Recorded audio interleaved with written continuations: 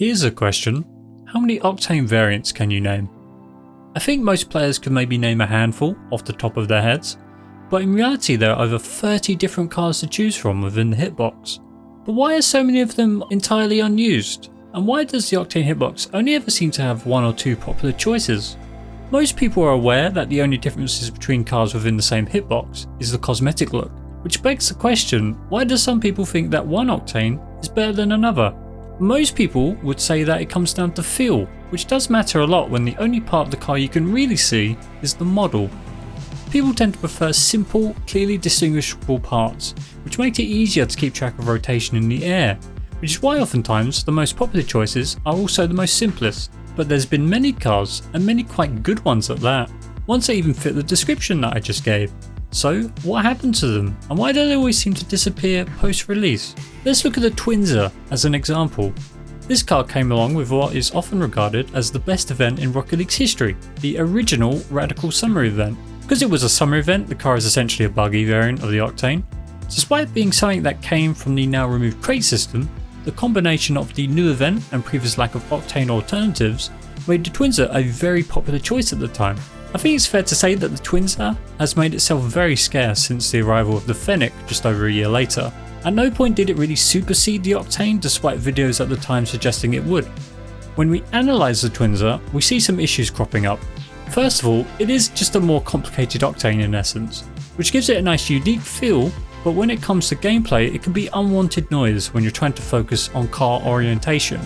Another issue is one I mentioned already, which is accessibility. A nice car you have to pay for might pick up some appeal, but in the long term it's going to have trouble picking up mainstream use without anything else to back that up. Even becoming available in drops later on still is an extra hurdle it had to overcome. I think the main reason that Octane variants tend to fade away over time is for two reasons: money and culture. The thing that sets the Octane apart from any vehicle that could come along to supersede it is that it's free. It's really hard to beat free, especially in a game played predominantly by people who can only really budget for free. Even if you make something so good that people would be willing to pay for it over just using the Octane, you risk bringing up the pay to win conversation, which I imagine is a risk Epic are hesitant to take. Another reason is that the Octane simply came first and has been the staple choice for pros almost from the beginning. It's all well and good mixing things up for a while, but especially for Rocket League, high skill comes with extreme familiarity. It's why a lot of pros will only use different vehicles as a joke, or if they're not playing at 100%. But the moment the gloves come off, the Octane always comes back. I've mentioned this before, but pros are influencers too. They set the precedent for lots of things, including controls, camera settings, even car choice and cosmetics. And since pros will always use stuff they're predominantly familiar and comfortable with, usually a simple, clean Octane, everyone else follows suit.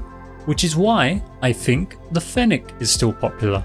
Look at it, it's a clean box-shaped car. It's an easy shape to familiarise yourself with, and it's the same hitbox that the pros have always used, so it handles the exact same. Which is why a lot of pros are able to make the switch despite thousands of hours on the Octane. On top of that, it's an entirely different form, so it's more than just a spiced up Octane. You'll find that if the pros like something new, the wider community will probably like it too, which is why the battle car that you have to pay for, or at least get lucky in a drop, can still remain prevalent despite that lack of accessibility. It's also why people will go ballistic whenever a coloured variant hits the item shop, which I imagine Epic uses as an easy cash injection. I'm doubtful there will be anything soon that mixes up the Octane Fennec hegemony, but realistically we're only ever one good idea away.